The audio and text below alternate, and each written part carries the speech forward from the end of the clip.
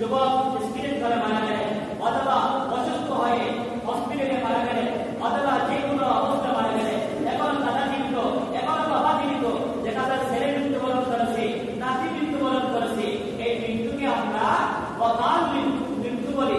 অকাল মৃত্যু অর্থাৎ তার মৃত্যুবরণ করার সময় হয় নাই, এখন সে মৃত্যুবরণ করেছে।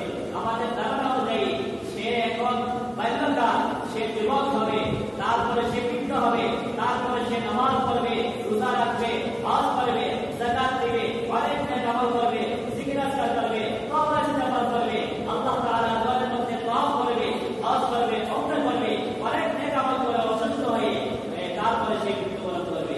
কেন সে বাল্যকালে মৃত্যুবরণ করলো? কেন সে যুবক অবস্থায় মৃত্যুবরণ করলো? কেন সে স্ত্রী করে মৃত্যুবরণ করলো? কেন সে হসপিটালে ক্লিনিকে হঠাৎ করে মৃত্যুবরণ করলো? এই মৃত্যুকে আমরা অকাল মৃত্যু বলি।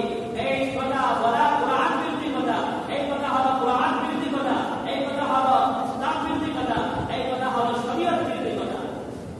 অকাল মৃত্যু বরণ করা আমরা এই কথা বিভিন্ন মাধ্যমে শুনি এবং জানি। আমরা লোকেরা মুসলমান, আমরাই বলি, অনেকে লোকেরা বলি নামাজে প্রত্যেকে ফরজটা ছোট বড় অনেকেই বলি অকাল মৃত্যুকে আমরা শোনা হলো এই কথা বলি, কিন্তু এইরকম কথা বলা সঠিক নয়। মৃত্যুর আবার কার অকাল কোনো কিছু আসেনি যে বাল্যকালে মরবে না, মৃত্যুবরণ করবে না, অথবা যুবক অবস্থায় মৃত্যুবরণ করবে না, সে বৃদ্ধ হয়ে মৃত্যুবরণ করবে, অনেক বয়স হবে, বিবাহ শাদী করবে, ছেলে মেয়ে হবে, ঘর বাড়ি করবে, গাড়ি বাড়ি করবে, তারপরে সে আস্তে আস্তে ধীরে ধীরে নামাজ বন্দেগী সবগুলা করে তওবা ইস্তেগফার করে সে মৃত্যুবরণ করবে। এইরকম কোনো সুযোগ নাই। বাল্যকালে মৃত্যু হতে পারে, যৌবনকালে মৃত্যু হতে পারে, ছাত্র অবস্থায় মৃত্যুবরণ করতে পারে, যে কোনো মাধ্যমে ছেলে মৃত্যুবরণ করতে পারে, মেয়ে মৃত্যুবরণ করতে পারে, যে কোনো সময় মৃত্যু হতে পারে। অকাল মৃত্যু বলতে ইসলামের শরীয়তে কোরআন হাদিস এগুলো সমর্থন করে না, এটা হলো কুফরি কথা, নিজে নিজে মৃত্যুবরণ করা। লক্ষ্য করুন, আল্লাহ সুবহানাহু ওয়া তাআলা সূরা আল ইমরান 145 নম্বর আয়াতের মধ্যে আল্লাহ সুবহানাহু ওয়া তাআলা বলেন, ওয়া মা কানা লিনাফসিন আন তামুতা ইল্লা বিইذنিল্লাহ ইল্লা বিইذনিল্লাহ কিতাবান মুআজ্জালা। আল্লাহ রাব্বুল আলামিন বলেন, ওয়া মা কানা লিনাফসিন আন তামুতা ইল্লা বিইذনিল্লাহ। আল্লাহ রাব্বুল আলামিনের হুকুম ছাড়া কোন ব্যক্তি নিজ ইচ্ছায় মৃত্যুবরণ করতে পারে না। এমন কোন মাখলুকাত নেই, এমন কোন প্রাণী, এমন কোন মানুষ নেই সে নিজের ইচ্ছায় মৃত্যুবরণ করবে আল্লাহর হুকুম ছাড়া।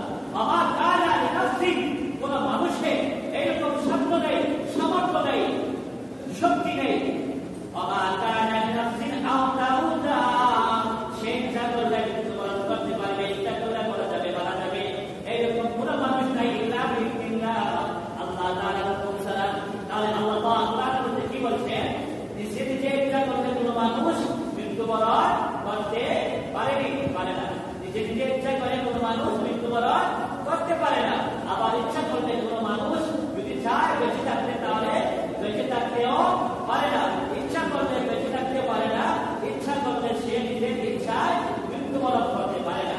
ওয়া মা কানা লিনাফসিন আন তামুতা ইল্লা বিইذনিল্লাহ কিতাবান মুআজ্জালা। কিতাবান মুআজ্জালা, ওই ব্যক্তির কিতাব অর্থাৎ মুআজ্জালা, নির্ধারিত একটা হায়াত আছে তকদীরের মধ্যে। আল্লাহ সুবহানাহু ওয়া তাআলা লিখে রাখতেছেন যে মুসলিম শরীফের একটা হাদিসের মধ্যে আল্লাহ রাসূল সাল্লাল্লাহু আলাইহি ওয়াসাল্লাম বলেন, প্রত্যেক মানুষের বনি আদমের সৃষ্টির আগে প্রত্যেক মানুষের সৃষ্টি 50,000 বছরের পূর্বে আল্লাহ সুবহানাহু ওয়া তাআলা মানুষের তকদীর লিপিবদ্ধ করে রাখতেছেন। বলেন সুবহানাল্লাহ।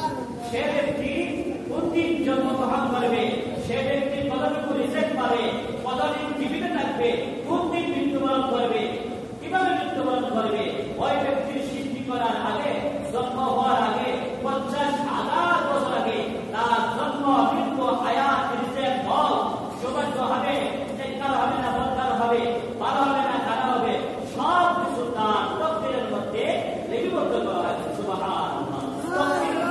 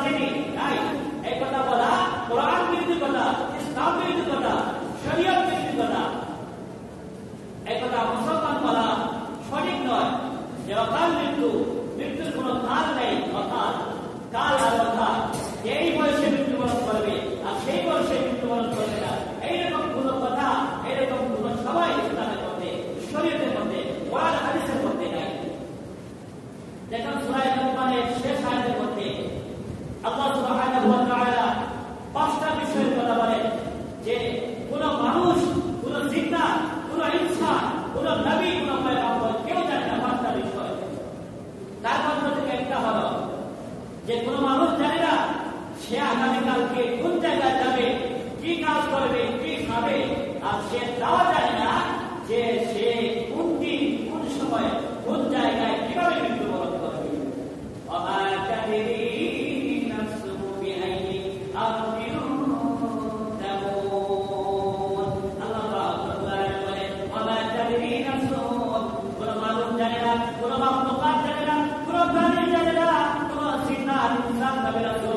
কেউ জানে না সে কোন দিন মৃত্যুবরণ করবে, কিভাবে মৃত্যুবরণ করবে, কোন জায়গার মধ্যে সে মৃত্যুবরণ করবে।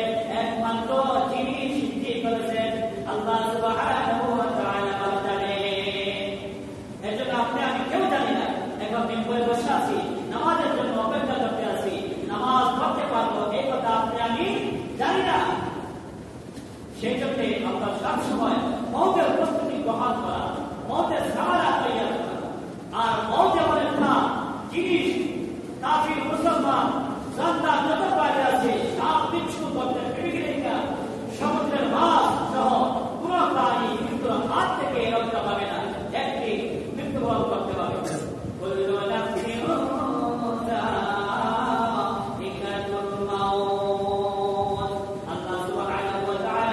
প্রত্যেক প্রাণী নির্দিষ্ট একটা সময় আছে, নির্দিষ্ট একটা সময় আছে, ওই সময়ের মধ্যে অবশ্যই সে মৃত্যুবরণ করতে হবে।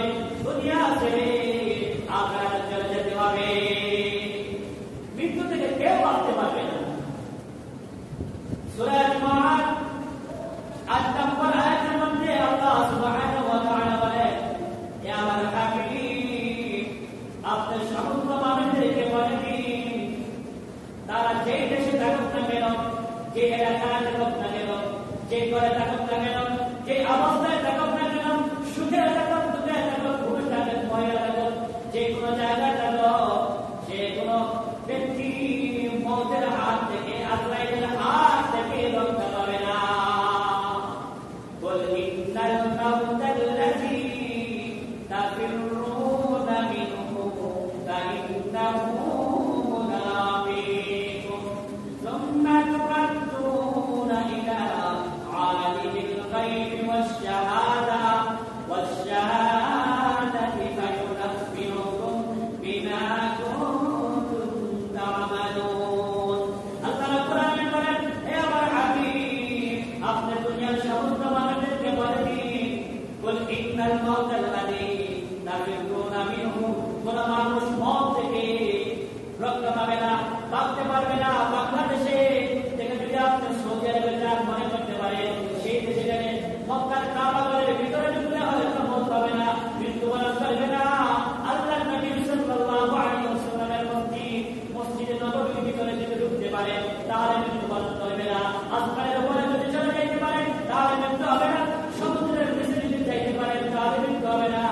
মাটির নিচে যদি চলে যান তাহলে মৃত্যু হবে না। জেলাসের ভিতরে যদি ঢুকে যান তাহলে মৃত্যু হবে না। আল্লাহ রাব্বুল আলামিন বলে দিয়েছেন কোরআনের মধ্যে, আমার হাবিব পরিষ্কার আপনি সমস্ত বান্দা-বান্দীদেরকে, মানুষদেরকে বলে দিন, আমার সমস্ত বান্দাদেরকে বলে দিন, আপনার উম্মতদেরকে বলে দিন, ইন্নাল মাউতাল্লাযী তাফিরুনা, মওত থেকে কোনো মানুষ বাঁচতে পারবে না, রেহাই পাবে না, রক্ষা পাবে না। যে জায়গায় যাবে, যে অবস্থায় থাকবে, নির্ধারিত সময় হওয়ার পরে ইযা জাআ আজালুহুম লা ইস্তাখিরুনা সাআতাও ওয়া লা ইস্তাকদিমুন। অবশ্যই মৃত্যুবরণ করবে। ইযা জাআ আজালুহুম কুল ইন্নাল মাউতাল্লাযী তাফিরুনা মিনহু ফাইন্নাহু মুলাকীকুম, অবশ্যই মৃত্যু যে জায়গায় যাবে, যে অবস্থায় থাকবে, মুলাকীকুম, সাক্ষাৎ করবে, দেখা করবে, তখন আপনার সার আপনার রূপে আওয়াজ করে নিয়ে আখিরাতে চলে যাবে। ফায়ুনাব্বিউকুম বিমা কুনতুম তা'মালুন। মৃত্যুবরণ করার পরে আপনি আমি এই পৃথিবীর মধ্যে, জমিনের মধ্যে যা কিছু করেছি, নেক আমল, বদ আমল, ছোট হোক, বড় হোক, কম হোক, বেশি হোক, সব কিছুর বিনিময় পুরস্কার এবং আযাব দেওয়া।